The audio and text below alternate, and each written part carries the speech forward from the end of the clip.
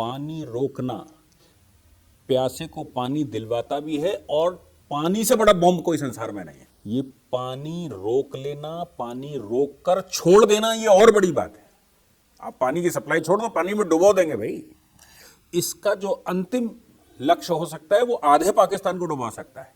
अटारी border को बंद करने का फैसला, इससे क्या फर्क पड़ेगा? उनका तहरीके तालिबान पाकिस्तान उनको ही खत्म कर रहा है, उनका तहरीके लब्बैक पाकिस्तान उनको ही खत्म कर रहा है। ऐसे उनके पास 3-4 बड़े संगठन हैं जो उनको ही मार रहे हैं। और फिर ये जो वहाँ का चल रहा बलूचिस्तान का बलूच आर्मी, ये भी उन्हीं को मार रहा है। फिर पख्तूनख्वा वाले भी उन्हीं को मार रहे हैं। फिर सिंध वाले भी उन्हीं के खिलाफ, पंजाबियों, खासतौर से मैं कह दूं पंजाबियों के खिलाफ खड़े हैं। क्योंकि चीन की एंट्री का मतलब होता है विश्व युद्ध होना। 100% की जो ओरिजिनल चीन है, जिसको आप ताइवान कहते हैं, वो भी तैयार बैठा है। उधर से जापान भी तैयार बैठा है। चीन के लिए जापान भी तैयार बैठा है, वो भी तैयार बैठा है। ऊपर मंगोलिया, इनर मंगोलिया पूरा चीन ने कब्जा करके रखा है। चीन के पास अपनी तो 40% टेरिटरी है ना, 60% तो उन्होंने कब्जा करके रखा है। तो चीन को भी ये सोचना पड़ेगा कि अगर पूर्ण युद्ध होता है बड़ा, तो आज क्या वो युद्ध लड़ने की स्थिति में है? और बकरे की मां कब तक खैर मनाएगी, ये याद रखना चाहिए। नमस्कार। पहलगाम आतंकी हमले के जवाब में क्या अब भारत और पाकिस्तान का युद्ध ही एक विकल्प है? बुधवार को जो कैबिनेट कमेटी है सिक्योरिटी की, कैबिनेट कमेटी और सिक्योरिटी जो कि हाईएस्ट बॉडी है भारत में सिक्योरिटी के मसले पर बातचीत, उस पर फैसले लेने के लिए उनकी लंबी मीटिंग हुई और कुछ फैसले लिए गए। फैसले इंडस वाटर ट्रीटी को लेकर थे और जो आपसी राजनीतिक संबंध है उनको कम करने को लेकर थे। और क्या क्या बातें थी उस पर बात करने के लिए हमारे साथ है खास मेहमान। पहले भी चर्चा की, आज चर्चा, भारत ने कुछ फैसले लिए हैं, 5 फैसले लिए हैं। शुरुआती हैं, हालांकि ये शुरुआती है, आगे क्या ऑप्शन होगा उस पर बात करेंगे। लेकिन उसमें जो पहला बिंदु था वो था Indus water treaty will be held in abeyance, यानी उसको स्थगित कर दिया गया है, उसको खारिज नहीं किया, खत्म नहीं किया गया। इसको समझाइए कि इसका क्या माने। जब भी किसी ट्रीटी को लेकर कोई बायलैटरल ट्रीटी होती है, और बायलैटरल ट्रीटी को जब हम कुछ उस पर एक्शन लेना चाहते हैं, तो कानूनन एक तरीका है, वो है स्टे कर देना, यानी कि या फिर उसको एबियंस में डाल देना कि अभी फिलहाल कुछ नहीं। अब लेकिन ट्रीटी तो है, और ट्रीटी है वो इंटरनेशनल ट्रीटी है। इंटरनेशनल ट्रीटी का और क्या समाधान हो सकता है, इस पर पूरी एक कमेटी बैठेगी और वो उस पर चर्चा करके हम क्या एक्शन ले सकते हैं वो करेंगे। एक चीज़ इसमें जो बहुत सारे विवादों का बिंदु बना हुआ है वो ये है कि साहब किसका जुरिडिक्शन था, नहीं था, ये था, वो कर सकते हैं, नहीं कर सकते हैं, ऐसा कर सकते हैं, उसका। उसमें एक चीज़ सदैव ध्यान रखनी चाहिए, हमारी ट्रीटियाँ तो तमाम चाइना के साथ भी हैं, लेकिन गलवान हुआ तो हमने एक्शन लिया ना। और वो ऐप और ये वो इंटरनेशनली दुनिया भर का हवाला दे रहे हैं, लेकिन हमने खोला नहीं, हमने मार्केट भी नहीं खोला। हमने केवल उतना मार्केट चाइना के साथ खोल के रखा है जितनी मेरी आवश्यकता है। वो हमारे मार्केट में नहीं घुस सकते, हम उनको घुसने दे रहे हैं क्योंकि हम उसकी मैन्युफैक्चरिंग नहीं कर रहे हैं और हमारे यहाँ महंगाई पर उसका फर्क पड़ता है, इसलिए उतना हमने चाइना को खोल कर रखा। इसलिए जब युद्ध काल होता है, जब संकट काल होता है, तो कोई इंटरनेशनल लॉ नहीं होता, कोई इंटरनेशनल ट्रीटी नहीं होती, और किसी प्रकार का कोई समझौता काम नहीं करता। उसका इलस्ट्रेशन फिलिस्तीन और वो आप इजराइल को देख सकते हैं। उसका इलस्ट्रेशन आप इजराइल बनाम सभी खाड़ी के देश देख सकते हैं। जितने बार उन्होंने उल्लंघन किया, फिर उन्होंने पुरानी ट्रीटी मानी नहीं, वो चिल्लाते ही रहे। खाड़ी के कंट्री चिल्लाते ही हैं कि ये उल्लंघन कर रहे हैं, वो उल्लंघन कर रहे हैं। अरे भैया, आतंकवाद के आगे कोई उल्लंघन नहीं। इंटरनेशनल लॉ यूएनओ तो अमेरिका के लिए भी है, फिर उसने इराक किया ना, उसने अफगानिस्तान किया ना। इसलिए जब युद्ध काल होता है, मैं उस एनालिसिस में जाना ही नहीं चाहता कि वो क्या लीगल उसके रिपरकेशन है। मैं तो ये कह रहा हूं, युद्ध काल में, संकट काल में कोई ट्रीटी होती ही नहीं है। सारी ट्रीटियां ताक पर होती हैं, फिर जिसकी लाठी में दम वो वहां जाता है। तो अभी अगर हम इंडस वैली की बात करें तो फिलहाल एवियंस में रखने का मतलब है कि पाकिस्तान को इशारा दिया गया है कि हम क्या क्या कर सकते हैं और हमें क्या क्या आता है। ये जो तुम आतंकवाद फैला रहे हो इसका तुम परोक्ष है अपरोक्ष है और जो दुनिया भर की बात कर रहे हो, हम एक्शन बहुत सारे ले सकते हैं। फिलहाल हमने प्रेमा फसाए प्रथम दृश्या ये हमने किया है, इसलिए ना तो बहुत खुश होने की आवश्यकता है ना कोई बहुत उस पर निगेटिविटी है। अभी तो एवियंस में रखने का मतलब है कि अभी हम इस पर एक्शन लेंगे और सही से लेंगे। निश्चित तौर पर सिर्फ समय लगेगा। पानी है, पानी के बहाव को रोकना इतना आसान तो है नहीं। उसके रोकने की व्यवस्था करना, उससे पहले उसका सर्वे करना, क्या कर सकते हैं, उस पर समय लगेगा। लेकिन निश्चित तौर पर एक पर्सपेक्टिव के लिए समझना जरूरी है कि पाकिस्तान का 85% जो पानी की जो पूर्ति है वो इन्हीं 3 नदी से, इंडस, झेलम और चिनाब से, इन्हीं से पूरी होती है। तो लेकिन क्या इसको जो पैनिक पानी से पाकिस्तान में क्रिएट हुआ है, क्या इस ट्रीटी को समझ लीजिए कि हम अगले कुछ सालों में इसको खत्म करने की ओर आगे बढ़ते हैं, लेकिन क्या इससे जो हाँ, आप इतना छोटा क्यों सोच रहे हैं? ये जो न्यूक्लियर सब्सटेंस है ना, ये बिजली भी बनाता है और बम भी बनाता है। पानी रोकना प्यासे को पानी दिलवाता भी है और पानी से बड़ा बम कोई संसार में नहीं है। पानी से बड़ा बम कोई संसार में बना ही नहीं। सुनामी से ज्यादा खतरनाक कुछ नहीं होता। ये पानी रोक लेना, पानी रोक कर छोड़ देना, ये और बड़ी बात है। आप पानी की सप्लाई छोड़ दो, पानी में डुबो देंगे भाई। इसका जो अंतिम लक्ष्य हो सकता है वो आधे पाकिस्तान को डुबा सकता है। तो आप कह रहे हो वहां पैनिक क्रिएट हो रहा है इसलिए कि वो त्रैमाम कर रहे हैं पानी के लिए। मैं कह रहा हूं पानी रोककर पानी छोड़ दिया तो क्या होगा, उसका क्या नतीजा निकलेगा। आप एक छोटा सा टेहरी बांध है, दुनिया भर का रिसर्चर उसमें लगा हुआ है कि टेहरी बांध एक भूकंप के ऊपर खड़ा हुआ है। जिस दिन फटेगा उस दिन आधा उत्तराखंड, आधा उत्तर प्रदेश, बिहार पूरा डूब जाएगा और बंगाल डूबेगा। वो तो हमारा ही है, हम ही ने पानी रोका है, हम ही ने वाटर मैनेजमेंट कर रहे हैं। लेकिन जिन वैज्ञानिकों की आशंकाएं हैं कि भूकंप कभी फट गया तो ये भी है कि करोड़ों लोग मारे जाएंगे। इसलिए पानी रोक देना एक छोटा पक्ष है, पानी छोड़ देना बहुत बड़ा पक्ष है। रोक कर हम उनकी वहां जाने वाली 6 नदियों का पानी रोक कर और एकदम छोड़ दें तो क्या होगा। पाकिस्तान की तो सप्लाई वहीं से होती है। पानी रोकने से लोगों को पानी की समस्या होगी और पानी जाने से पाकिस्तान डूब जाएगा।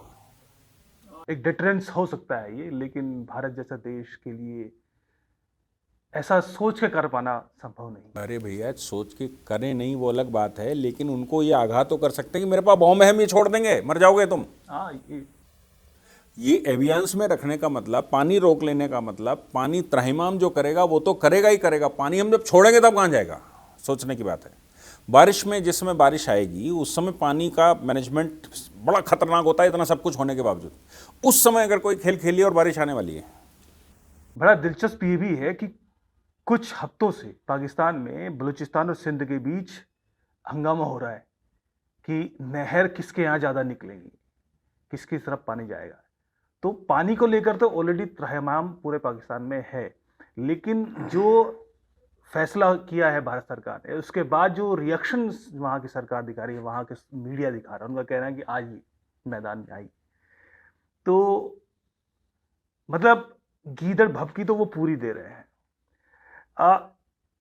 अब इसमें बाकी पे भी बात करते हैं। अटारी बॉर्डर को बंद करने का फैसला, इससे क्या फर्क पड़ेगा? देखिए, मैं आपको बताता हूँ। वहां तो लोग देखने जाते थे। एक तरह से एक बहुत बड़ी गलती हमने 48 में की थी, बहुत बड़ी गलती। अब उसको ऐसे समझिए, इजराइल फिलिस्तीन से इसलिए लड़ पा रहा है कि डेमोग्राफी 100% चेंज हो गई। फिलिस्तीन और इजराइल लड़ पा रहा है सारे इस्लामिक चरमपंथियों से सिर्फ इसलिए क्योंकि उन्होंने अपने यहाँ किसी को रखा नहीं। 47 में हमने भी ये तय किया था और 47 में जब हमने तय किया था तो डेमोग्राफी पूरी बाहर जानी थी। अब अगर आपको लड़ना है पाकिस्तान से, मैं 47 की बात कर रहा हूं, जो डेमोग्राफी पूरी चली जाती, आपका क्या बिगाड़ लेते वो? पूरा पाकिस्तान तबाह कर दिए फिलिस्तीन की तरह, कौन बिगाड़ने वाला आपका? लेकिन हमने आबादी यहाँ रोक ली, या नेहरू जी मेहरबान हो गए, रोक ली। उसका एक निगेटिव इफेक्ट ये है कि जब 62 की लड़ाई हुई तो बहुत सारे कम्युनिस्ट चाइना के साथ खड़े थे। जब 65 की लड़ाई हुई तो बहुत बड़ी संख्या में मुसलमान पाकिस्तान के साथ खड़ा था। पाकिस्तान जिस न्यू युद्ध के विरोध में था, नहीं, युद्ध के विरोध में नहीं था, वो उनके पक्ष में था। इसलिए जब हमने कार्रवाई 65 के बाद करनी शुरू की तो वो भाग गया, और भागने के बाद तब हमने एनिमी प्रॉपर्टी उसको घोषित किया कि भाई ये तो शत्रु था, हमारे घर में बैठा था। और अभी क्या है, आप वहां से शत्रु बुलाकर यहां बैठाए हैं। यानी कि पाकिस्तान के लोग हिंदुस्तान में हैं, वीजा लेकर आए हैं, वैसे आए, ऐसे आए, कैसे भी आए, और वो यहां पर वो मैकेनिज्म जो जिन्ना चाहता था वो बना रहे हैं, उसको इंप्लीमेंट भी करवा रहे हैं। तो सबसे पहला काम तो आपका ये है कि हम उनसे उनके बॉर्डर सीज कर दें, पहला काम। दूसरा काम हम ये कर दें कि उनके नागरिक जो लीगली कम से कम हमारे पास हैं उनको निकाल कर बाहर खड़ा कर दें कि आप 24 घंटे में जाइए, क्योंकि वो यहाँ पर जो उनके आका हैं वो यहाँ पर रहते हैं और वो हमारी पॉपुलेशन को भड़काते हैं। इसलिए सरकार का जो स्टेप है कि बॉर्डर हम सीज कर देते हैं, और अटारी बॉर्डर वगैरह की संभावना इसलिए और ज़्यादा है क्योंकि भाई पर्यटक वहाँ जाता है अच्छा खासा है, ऐसे पर्यटन स्थल हैं, इन पर्यटन स्थलों पर थोड़ा सा हमें इस समय ध्यान देने की आवश्यकता भी है और बॉर्डर हमें सीज करने की आवश्यकता भी है। इसलिए सरकार ने ये स्टेप लिए हैं, और इन स्टेपों का कोई बहुत बड़ा रिपरकेशन होगा ऐसा नहीं है, लेकिन हाँ हमारे लिए कुछ लाभदायक है, मैसेज देने के लिए अच्छा है, उनके लोगों को वहाँ वापस भेजने के लिए अच्छा है, उनको हमारा गुस्सा दिखाने के लिए अच्छा है। एक तरह से ये बताना है कि हम किसी भी तरह का आपसे कम्युनिकेशन नहीं रखना चाहते, वो एक कोशिश है। एक और जो फैसला लिया है कि जो एक दूसरे की एम्बेसीज में जो हाई कमीशन है उसमें राजनयिकों की संख्या कम करना, ये कम ज्यादा करना कितना हेल्पफुल होता है? मतलब ये हमने देखा है कि फिर बढ़ जाता है, फिर कम हो जाता है। उसका जैसे हमने कहा कि नागरिक या तो खत्म ही कर दें, हमने क्या कहा, वो पॉसिबिलिटी थी क्या? नहीं, वो पॉसिबिलिटी भी थी। जब उनके नागरिक आएंगे ही नहीं भारत में तो हमें बताओ कि वो करेंगे क्या, और हमारे नागरिक वहाँ जाएंगे नहीं तो हमें उनका यहाँ कॉन्सुलेट क्यों चाहिए, हमें उनका ये एम्बेसी क्यों चाहिए। और जो राजनयिक संबंधों के लिए बहुत एसेंशियल स्टेप रहता है उसके लिए कुछ बचेंगे। और ये तो खैर मैं समझता हूँ कि सारे देशों के पास ये वेपन रहता है। कनाडा के साथ भी हमने यही किया था। बहुत सारे कंट्री जब थोड़ा उनके बीच में कन्फ्लिक्ट पैदा होता है या थोड़ा दरार आती है तो वो एम्बेसियां बंद करते हैं और ये कहते हैं भाई अब तुम्हारा जो है हमारा कोई लेना देना नहीं। और हम तो ये मान के चलते हैं पाकिस्तान से भारत को बहुत लाभ नहीं होता, इसलिए अगर हम उनका पूरा भी बंद कर दें तो भी हम सुकून में रहने वाले हैं। वो थोड़ी सी महंगाई बॉर्डर एरिया में आ जाती क्योंकि उस बॉर्डर से जो सामान होता है उसकी लॉजिस्टिक कॉस्ट कम करके हम गुजरात में लेते हैं, हम राजस्थान में लेते हैं, हम जम्मू कश्मीर में लेते हैं, पंजाब में लेते हैं, वहाँ थोड़ा सा फ़र्क पड़ने वाला है, बाकी कोई फ़र्क पड़ता नहीं है। हाँ ये ज़रूर है कि जो आतंकवाद फैलाते हैं वो लीगली लोगों को भेजते हैं इलीगल एक्टिविटी करने के लिए, उस पर बहुत हद तक रोक लगेगी। मीटिंग तो लंबी चली थी, जो कैबिनेट कमेटी ऑन सिक्योरिटी है, तो ये तो ऐसा लग रहा है कि ये तो शुरुआती है। मतलब देश तो यही मान रहा है कि ये तो नाकाफी है जो अब तक हुआ है, 5 फैसले लिए हैं, 5 ये चीजें की जाएंगी। आगे आपकी समझ में आपको क्या लगता है कि किन विकल्पों पर बात हुई होगी कि हमें उन विकल्पों पर आगे काम करने की जरूरत है? क्योंकि पहलगाम का बदला लेना है या फिर इसको हमेशा के लिए ऐसी वारदातों पर रोक लगानी है, तो कोई छोटा मोटा इस तरह के फैसलों से कुछ नहीं होने वाला, कोई मैसेज भी बहुत ज्यादा नहीं जाने वाला। तो वो विकल्प क्या हो सकते थे? ये जो सरकार ने फैसला लिया है ये डिप्लोमेटिक एक्शन है, उस एक्शन का डिप्लोमेटिक रिएक्शन है जो कि सामान्यतः कंट्री करते हैं, कोई ज्यादा करता है कोई कम करता है। लेकिन ये भी बात तय है कि अगर सरकार, मैं जहाँ तक याद कर पा रहा हूँ, सरकार ने पहली बार ये कहा है कि सारे पाकिस्तानी नागरिक वापस जाएं। इससे पहले सब कुछ होता था, लेकिन मैंने ये सुना नहीं, मेरी लाइफ में तो नहीं सुना। किसी भी तरह का वीजा हो, सार्क वीजा हो या फिर आप वैसे। अब हमने कहा पाकिस्तानी नागरिक भारत में रहेगा नहीं, वो जाए जो वीज़ा जो करके आया, जैसे भी आया, एजुकेशन लेने आया या मेडिकल लेने आया, यहाँ फिल्में बनाने आया, जो कुछ करने आया, वो अपना 24 घंटे में सामान पैक करे और जाए। ये संकेत है भविष्य का। संकेत ये है कि पाकिस्तान का अगर 1-2 लाख व्यक्ति भारत में है और इतना रहता है, 1-2 लाख व्यक्ति भारत में है, और उसमें से अगर 10% भी चरमपंथी है और उसने भारत में कोई मैकेनिज्म बना रहा था, तो जिस समय 65 होगा, जिस समय 71 होगा, उस समय ये हमारे लोगों को भड़काकर भारत में इंटरनल डिस्टर्बेंस कर सकते हैं। तो मैं इशारा कर रहा हूं 65 की तरफ, मैं इशारा कर रहा हूं 71 की तरफ, कि 65 और 71 जैसा कुछ बड़ा कांड हो सकता है। उसके भारत को क्या लाभ हो सकते हैं, और मुझे लगता है कि भारत अभी इसलिए ये डिप्लोमेटिक रिएक्शंस दिए हैं ताकि एविडेंसेस और साइज से कलेक्ट कर ली, इंटरनेशनल कम्युनिटी को सेटिस्फाई कर सकें कि ये इनकी कारस्तानी, क्योंकि उनकी मीडिया बजा रही है कि आपकी नाकामी हम पर क्यों थोप रहे हो। हमेशा वो यही बजाते हैं कि आपकी नाकामी हम पर क्यों थोप रहे हो। हालांकि वो खुद भी जानते हैं कि उनका तहरीक तालिबान पाकिस्तान उनको ही ख़त्म कर रहा है, उनका तहरीक लब्बैक पाकिस्तान उनको ही ख़त्म कर रहा है। ऐसे उनके पास 3-4 बड़े संगठन हैं जो उनको ही मार रहे हैं। और फिर ये जो वहाँ का चल रहा बलूचिस्तान का बलूच आर्मी, ये भी उन्हीं को मार रहा है। फिर पख्तूनख्वा वाले भी उन्हीं को मार रहे हैं, फिर सिंध वाले भी उन्हीं के खिलाफ, पंजाबियों, खासतौर से मैं कह दूँ पंजाबियों के खिलाफ खड़े हैं। तो उनके यहाँ ये डिस्टर्बेंस रहता है, वो डिस्टर्बेंस हमारी तरफ सप्लाई करते हैं। और ये बात इमरान खान इंटरनेशनली बोल चुके हैं। जब जिस समय वो अमेरिका मिलने गए थे और वहाँ राष्ट्रपति ने उनको वैल्यू नहीं दी थी, तब इमरान खान प्रधानमंत्री रहते हुए कह गए थे, आपको तब अच्छा लगता था जब आपको आतंकवाद फैलवाना होता था तो हमारे लोग तैयार होते थे और हम भेजते थे। ये इंटरनेशनली कहा उस आदमी ने, प्राइम मिनिस्टर होते हुए। तो ये तो तय है कि वो आतंकवाद फैलाते हैं और दूसरे को डिस्टर्ब करते हैं। लेकिन इस कड़ी में जो अब है, कम से कम पाक ऑक्युपाइड जम्मू एंड कश्मीर तो मेरा अधिकार है, इंटरनेशनली मेरा अधिकार है, लीगली मेरा अधिकार है, इंटरनेशनल फोरम पर मेरा अधिकार है, सब जगह।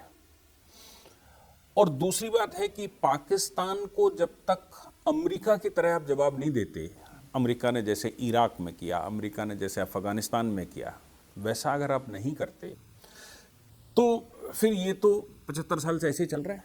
तो मेरा मानना है कि 1971 दोहराना आवश्यक है।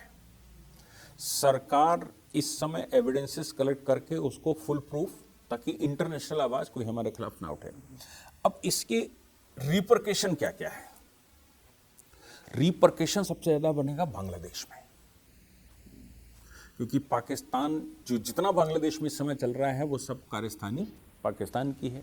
वो मिलकर हिंदुस्तान पर हमला करेंगे। जिन्ना की पॉलिसी ये थी कि वो दारुल इस्लाम बनाना चाहता है, हिंदुस्तान फतेह करना चाहता है, इसलिए ईस्ट पाकिस्तान वेस्ट पाकिस्तान उसने बनाया, और हिंदुस्तान में भी मुसलमान रोकने का एक फार्मूला बनाया गया ताकि वो जिस समय चाहें उस समय पूरे हिंदुस्तान को कब्जा कर सके और फिर से सल्तनत स्थापित कर सके। तो मेरा मानना ये है कि ये बांग्लादेश वाला इशू भी हम इससे सॉल्व कर सकते हैं, पाक ऑक्युपाइड जम्मू एंड कश्मीर का इशू हम सॉल्व कर सकते हैं, और बकरे की माँ कब तक खैर मनाएगी ये याद रखना चाहिए। क्योंकि पहले जब हमने तैयारी की थी, मेरा अपना व्यक्तिगत एनालिसिस है, तब गलवान हुआ था तो बच गई थी, वही सेना वहाँ लगी थी जाके, जबकि ये बॉर्डर सजे हुए थे। फिर किसान आंदोलन भारत में हो गया, सेना तब भी सजी थी। फिर भारत में CAA हो गया, सेना तब भी सजी थी। और आपको याद होगा जब अफगानिस्तान का ये सब हाल चल रहा था, तो प्रधानमंत्री मोदी जी ने इंटरनेशनल मंच पर एक बात कही थी। जब ये कहा गया कि अफगानिस्तान को सही करना है, कंट्रोल करना है, तो भारत बिल्कुल नियरेस्ट अलायंस है अमेरिका का, जो अपनी सेनाएं वहाँ भेजकर अफगानिस्तान को ठीक कर सकता है। ठीक से मतलब वहाँ व्यवस्थित कर सकता है। जब वो जा रहे थे तो प्रधानमंत्री जी ने उस समय कहा था कि हम नहीं जा सकते, क्योंकि हम जाएंगे कहाँ से? अब आप कहो कि पाक ऑक्युपाइड जम्मू एंड कश्मीर से चले जाएंगे, तो हम जा नहीं सकते, क्योंकि फिर उसके लिए पाकिस्तान अनुमति देगा, हम क्यों लेंगे भाई मेरी ज़मीन पे। फिर डिप्लोमेटिकली हम उसको रिकॉग्नाइज कर रहे हैं। अगर हम पाक ऑक्युपाइड जम्मू और कश्मीर के रास्ते से अफगानिस्तान में घुसते हैं तो हम पाक ऑक्युपाइड जम्मू और कश्मीर की अनुमति अगर पाकिस्तान देता है तो हम पाकिस्तान का आधिपत्य उस पर डिप्लोमेटिकली स्वीकार कर लेते हैं, रिकॉग्नाइज कर लेते हैं कि ये आपका हिस्सा है। वो हम कर नहीं सकते।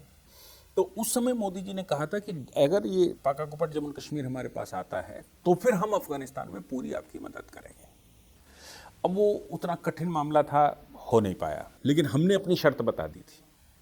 इसका मतलब ये हो गया कि अंतर्राष्ट्रीय मंचों पर भी मोदी जी लगातार बता रहे हैं और विदेश मंत्री भी बयान दे रहे हैं, यूएनओ में हम बयान दे रहे हैं, इंटरनेशनल फोरम पर जहां कहीं भी खड़े हो रहे हैं वहां कह रहे हैं कि पाकिस्तान से अगर कोई वार्ता होनी है तो वो पाक ऑक्युपाइड जम्मू और कश्मीर कब छोड़ रहे हो इस पर वार्ता होनी है। पाक ऑक्युपाइड जम्मू और कश्मीर कब छोड़ रहे हो इस पर वार्ता कोई मोदी जी पहली बार कर रहे हैं ऐसा नहीं। ये अटल जी ने भी यही कहा था कि अगर उनसे कोई वार्ता होनी है तो ये होनी है कि वो मेरा कब्जे वाला हिस्सा कब छोड़ रहे हैं। तो मुझे लगता है कि पूरी डेमोग्राफी उधर पाकिस्तानी नागरिक किसी भी प्रकार का वापस भेजना, यानी कि क्या कोई बड़ी तैयारी का हिस्सा भारत में हो सकता है। उसके 2-3 प्रभाव पड़ेंगे। एक प्रभाव तो ये पड़ेगा कि जो लोग यहाँ पर स्लीपर सेल्स बनाए हुए थे, वहाँ से कमांड दे रहे थे, किसी न किसी वीजे के माध्यम से यहाँ पे थे, वो कमांडर है। यहाँ इंटरनल डिस्टर्बेंस का, उसका वापस जाने का मतलब है कि इंटरनल डिस्टर्बेंस का जो पूरा रायता है वो फैल जाएगा। वो पीएफआई और ये वो भी वैसे ही कमांड करते थे, वैसा ही कुछ और उन्होंने कर रखा हो। क्योंकि पीएफआई पर जब रिपोर्ट आई थी इन्वेस्टिगेटिंग एजेंसी की, तो उसने कहा था कि साहब इन्होंने सिंगापुर में एक हेडक्वार्टर बनाया है, एक वहाँ बनाया है, और भारत के हर ज़िले में एक कमांडर नियुक्त किया है, उसकी हायरार्की है, वो वहाँ मस्जिद तक उसकी एक्सेस है। तो उनका एक मैसेज आता है तो मस्जिद में रोज़ जो संख्या इकट्ठी होती है, एटलीस्ट शुक्रवार की जो संख्या इकट्ठी होती है, उसको मैसेज चला जाता है क्या करना है। ये जो बीच का कम्युनिकेशन है, जहाँ से जो पाकिस्तान से आता है, ये कम्युनिकेशन एकदम ब्रेक हो जाएगा जैसे ही हम इनको सबको वापस करेंगे। अब देखना ये है कि कितने भारत में रुक जाते हैं, क्योंकि ऐसा भारत में मैकेनिज्म नहीं है कि हम उनका रडार से चेकअप करते हैं, हर महीने हम साइन करवाते हैं। भारत में ऐसी कोई व्यवस्था नहीं है, और हमारे पास ऐसी भी व्यवस्था नहीं है कि हम उनको आइडेंटिफाई करके रखते हैं। तो ये जो वापस जाएंगे वो वापस जाएंगे, बाकी को पकड़ना पड़ेगा आपको। और पकड़ने के लिए क्या करना पड़ेगा? पकड़ने के लिए आपको ये भी सिद्ध करना पड़ेगा तुम भारत के नागरिक हो कि नहीं हो, क्योंकि बड़ी आबादी जो है वो कार्ड बनाए बैठी होगी, लाया वीज़ा से होगा लेकिन कार्ड बना के, अब हम लेकिन उसको लोकेट नहीं कर पा रहे। हमारे पास मैकेनिज्म नहीं है, ऐसी कुछ होनी चाहिए थी कि जो जहाँ पर रहेगा। अब जो विदेश मंत्रालय कह रहा है नए नियमों में कि आप वीज़ा अगर भारत का लेते हो तो आपको बताना पड़ेगा और थाने में आपको रिपोर्ट करनी पड़ेगी, आपको अपनी लोकेशन शेयर करनी पड़ेगी। अब हमने नियम बनाए हैं और वो अभी इम्प्लीमेंटेशन में आना थोड़ा समय लगने वाला है, लेकिन अभी जो कुछ हो चुका है उनका क्या। तो मेरा मानना ये है कि जो कुछ हो चुका है उनको हमको आइडेंटिफाई भी करना पड़ेगा, और इसके लिए ये एनआरसी और ये वो इसकी भी आवश्यकता पड़ सकती है। आप इंटरनल तैयारी की बात कर रहे हैं। लोगों को जब भारत सरकार के जो फैसले लिए उसके बाद पाकिस्तानी मीडिया में जो चर्चा हुई उसमें उन्हें लगा कि ये तो उनको इतना तो समझ में आ रहा है कि ये चीज़ इतना भर होके काम नहीं चलेगा, मोदी जी की तैयारी कुछ, मोदी सरकार की तैयारी कुछ और है। लेकिन उनको समझ में आ रहा है कि एयर स्ट्राइक उस तरह संभव नहीं है क्योंकि पहले हो चुकी है, अब वो सरप्राइजिंग एलिमेंट खत्म है, अब पाकिस्तान की एयरफोर्स भी चौकन्नी है। जो सर्जिकल स्ट्राइक कुछ हो वो शायद पीओजेके में वो इंडिया कर ले, लेकिन उससे ज़्यादा वो भी नहीं सोच पा रहे। एक ये है कि क्या लोगों की एक मांग है या अपेक्षा है वो ये भी है कि अब मौका है, पीओजेके भी ले ले और आगे भी कुछ ले सकते हो तो ले ही ले।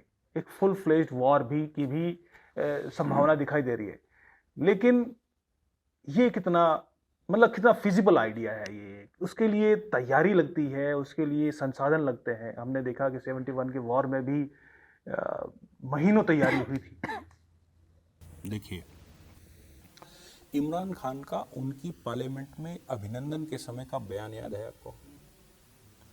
उसने कहा था कि भारत कुछ बड़ा नहीं, कुछ भयंकर करने की प्लानिंग में है अभिनंदन वाले मामले में।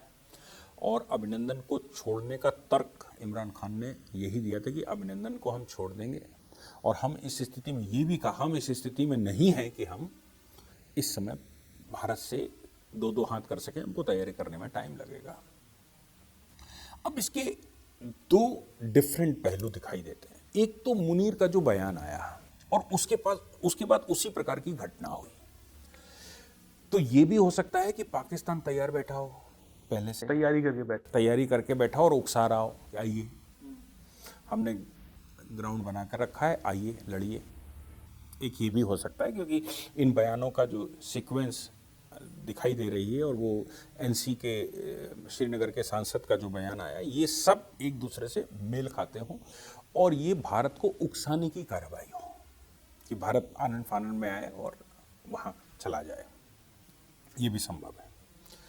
लेकिन मोदी जी के युद्ध करने का तरीका हम सबको पता होना चाहिए कि मोदी जी ने उस समय भी, जब पुलवामा हुआ, जब पठानकोट हुआ, उन समय पर भी जनता बहुत दिनों तक चिल्लाती रही और उल्टी गालियां दे रही थी, सरकार क्या कर रही, 56 इंच का सीना कहाँ है ये। लेकिन हमने जब किया तो हमने अपनी हवा में पतंग उड़ाई, हमने बेहवा में पतंग। युद्ध का एक तरीका है, युद्ध हमको बैटलफील्ड चुननी चाहिए, उनकी बैटलफील्ड पर नहीं जाना चाहिए। तो हमने बैटलफील्ड चुनने के लिए एक तैयारी करनी होती है, और वो तैयारियों में ही हमें लगता है कि ये जो सरकार ने के जो वो हैं, क्योंकि जैसे मैंने कहा कि इंडस ट्रीटी आप ब्रेक कर रहे हो, पानी रोक रहे हो, युद्ध के समय पर उस पानी का क्या होगा। आपने कहा वहां त्रैमाम है, मैं कह रहा हूं कि अगर हम सीधा युद्ध कर देते हैं तो पानी ये क्या काम करेगा, क्या रोल प्ले करेगा, ये पानी छोड़ना। युद्ध तो युद्ध है, हालांकि सिविलियंस किसी का टारगेट हो नहीं सकते, लेकिन एक संभावना तो हमें बनाकर रखनी ही है कि हमारे पास केवल एटम बम नहीं है, डिटरेंस ये है जो हम ये भी कर सकते हैं। अगर हम फाइनल हमारे ऊपर समस्या आई तो हम ये भी कर सकते हैं। और इधर नागरिकों को वापस करना, इधर उनके कॉन्सुलेट को कम करना, इधर उनके जो हाई कमीशन है उसको कम करना या ख़त्म करने की सिचुएशन पर आ जाना, बॉर्डर सीज कर देना, बाकी की ट्रीटियां एवियंस में रख देना, ये आदेश को पालन करवाने में भी 15-20 दिन लगते हैं। ऐसा नहीं है आप एकदम उसको कर देंगे, उसको तो करने के लिए भी, और इतनी देर में आपको तैयारी करने का अवसर भी मिलेगा और दूसरा एविडेंसेस का भी अवसर आपको मिलेगा। तो मुझे लगता है कि इस समय जो सिचुएशन बन रही है, इंटरनेशनल लॉ के अनुसार नॉन इंटरवेंशन की पॉलिसी है, लेकिन सेल्फ डिफेंस इंटरनेशनली रिकॉग्नाइज्ड है। अब ये जो पाकिस्तान कर रहा है, इसमें सेल्फ डिफेंस तो हमारी बनती है, और सेल्फ डिफेंस का कोई आज तक पैमाना नहीं बना है कि कहां तक सेल्फ डिफेंस।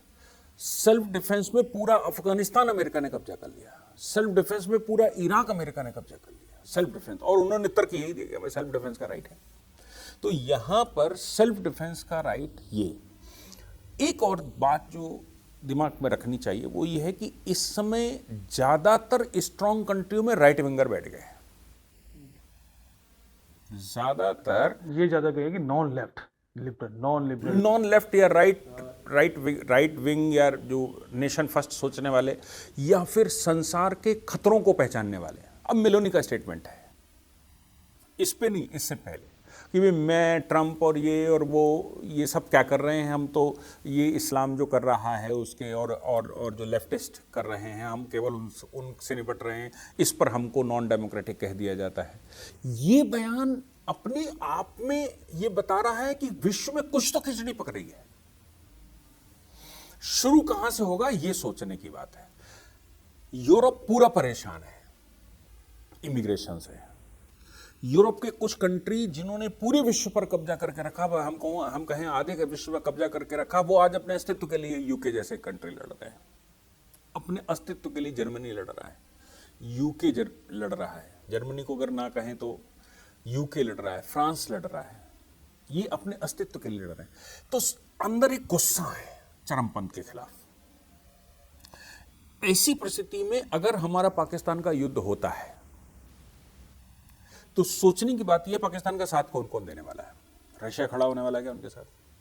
अमेरिका खड़ा होने वाला है क्या उनके पास? यूरोप खड़े होने वाला है क्या उनके साथ? अफ्रीका खड़े होने वाला है क्या उनके साथ? और खाड़ी अगर खड़ा हो सकता है तो उसके खड़े होने की हैसियत है क्या? चीन हो सकता है। लेकिन इस समय चीन, जब से ये ट्रंप बैठे हैं, क्योंकि चीन की एंट्री का मतलब होता है विश्व युद्ध होना 100%, और ये थर्ड विश्व युद्ध नहीं होगा, ये पृथ्वी पर प्रलय होगी, पृथ्वी खत्म होगी। अब वर्ल्ड वार का मतलब पृथ्वी पर खत्म होना है, ये वैसा डेजर्ट बन जाएगा। तो मुझे नहीं लगता कि चाइना खुलकर उनको सपोर्ट कर सकता है। चाइना क्या कर सकता है? वो ही कर सकता है जो यूक्रेन के साथ अमेरिका ने किया, नाटो ने किया, कि भैया ले जाओ हथियार, लड़ो जाके, मरने हम नहीं जाएंगे। अब उतना तो फिर वो व्यापार कर रहा है, इतना वो करेगा, लेकिन इतने में कितनी देर तक लड़ सकता है? फिर पाकिस्तान के सामने खतरा ये भी कि उसको गिरवी रखना पड़ेगा। बहरहाल, लेकिन इससे पहले फुल फ्लेज्ड वॉर से पहले एक ऑप्शन और हो सकता है, जो जैसे कि 71 के बाद पाकिस्तान को समझ में आया कि भारत से 1-to-1 वॉर फेयर में वो जीत नहीं सकता, तो उन्होंने प्रॉक्सी वॉर को चुना। प्रॉक्सी वॉर वो पहले भी करता रहा हालांकि, लेकिन उन्होंने कहा कि अब सब कुछ प्रॉक्सी वॉर के जरिए करेंगे।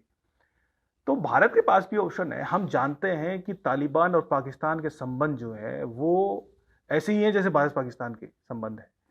तो तालिबान हमसे ज्यादा खतरनाक है। हाँ, आजकल वो है कि वो एक दूसरे को रोज मार रहे हैं।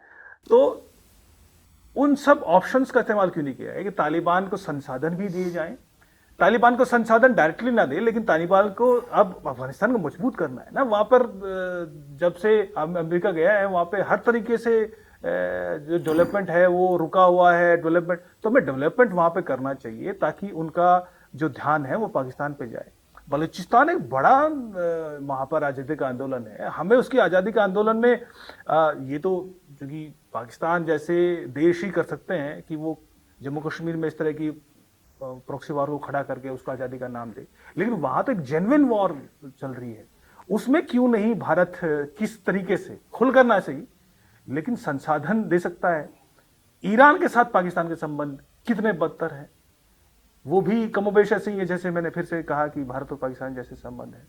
ईरान से तो भारत के संबंध अच्छे हैं। तो ये जो फुल फ्लेज वॉर से पहले ये जो वॉर है, मुझे लगता है कि ये ज्यादा बेहतर है। और इधर एक इस्लामी स्लाइसिंग वाली जो स्ट्रेटेजी होती है कि आप पीओजेके में धीरे धीरे धीरे धीरे 500 मीटर, 1 किलोमीटर, 2 किलोमीटर, वो एक इधर से भी दबाव बनाया जाए कि यहां पर भी एक थिएटर ओपन रहे, पाकिस्तान को मौका ना मिले कि वो अफगानिस्तान से भी पूरी तरह से पूरी शक्ति के साथ। तो ये जो चौतरफा घेराव है, ये तो ऑप्शन है, ये किया जा सकता है और ये करना चाहिए। उस मामलों में ओपन, भाई अफगानिस्तान में डेवलपमेंट क्यों नहीं करना चाहिए? पूरी दुनिया को ये बात माननी पड़ेगी कि अफगानिस्तान में डेवलपमेंट हो, वहां पर पैसा दिया जाए, वहां पर उनको आत्मरक्षा के लिए हथियार दिए जाए, तो क्यों नहीं हो सकता है? देखिए, यूएई में भारत के विदेश सचिव और वहां के एक्सटर्नल अफेयर्स मिनिस्टर की बैठक हुई थी और उसका संदेश हमने दिया था कि देखो, अफगानिस्तान हमारे लिए निगेटिव पॉइंट नहीं है। अफगानिस्तान और पाकिस्तान के बीच में जो पहला बड़ा क्लैश हुआ था वो भी हुआ था भारत की वजह से। हमने उनको सप्लाई दिया रसद, और वो रसद वहाँ जा रही थी, पाकिस्तान की आर्मी ने उसको लूट लिया था और वो पाकिस्तान लेके, क्योंकि पाकिस्तान तो खाने पीने की भी बड़ी समस्या है। तब फिर वो रिटेलिएशन में इधर से उधर हुआ, वहाँ से उनकी शुरुआत हुई थी। लेकिन अफगानिस्तान, ईरान, इनके सबके स्वभाव को समझते हुए भारत सीधा उनकी मदद नहीं ले सकता, और उनकी मदद कर सकता है, ले नहीं सकता। मदद करने का मतलब ये है कि हम चूंकि बड़े राष्ट्र हैं, हम सबल राष्ट्र हैं, और हम सबसे बड़ी बात जो है वो सभ्य राष्ट्र है। सभ्य राष्ट्र होने के नाते हम डायरेक्टली ऐसा कोई कदम नहीं उठा सकते, चूंकि यूएन पॉलिसी ये है कि नॉन इंटरवेंशन की पॉलिसी है। यूएन चार्टर ऐसा कहता है, उसका आर्टिकल 7 पढ़ेंगे तो वो कहता है कि भाई किसी दूसरे देश में इंटरवेंशन नहीं कर सकते, तो हम वो कर नहीं सकते। वो अपने से जो करना चाहे वो कर सकते हैं, लेकिन हमारे पास उनको सपोर्ट करने का एक और साधन है। वो ये है कि जब हम पाक ऑक्युपाइड जम्मू कश्मीर वापस लेंगे और पाकिस्तान घुस जाएगा, उस समय बलूचिस्तान में 3 शक्तियां नई तैयार होंगी।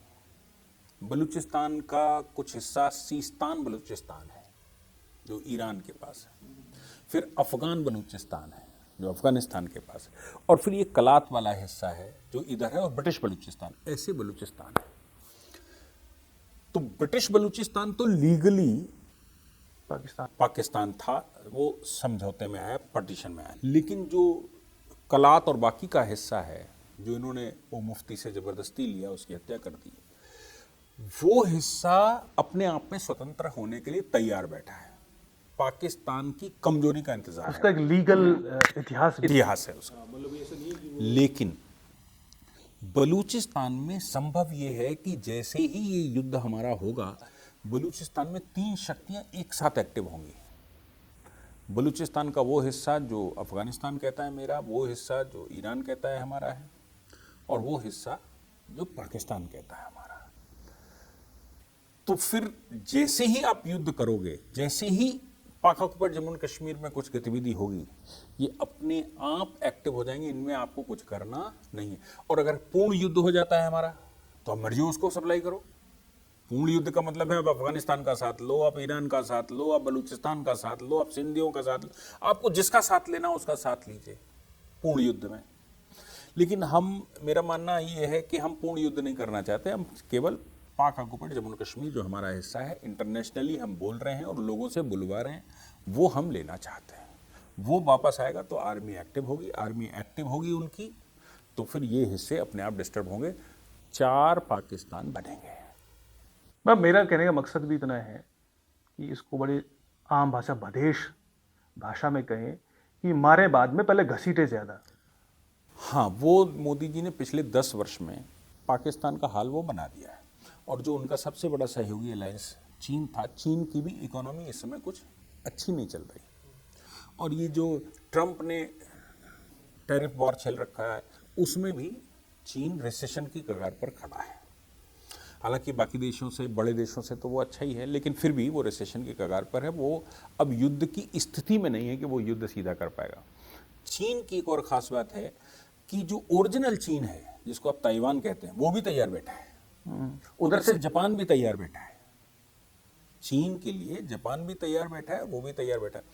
ऊपर मंगोलिया, इनर मंगोलिया पूरा चीन ने कब्जा करके रखा है। चीन के पास अपनी तो 40% टेरिटरी है ना, 60% तो उन्होंने कब्जा करके रखा है। तो चीन को भी ये सोचना पड़ेगा कि अगर पूर्ण युद्ध होता है बड़ा, तो आज क्या वो युद्ध लड़ने की स्थिति में है?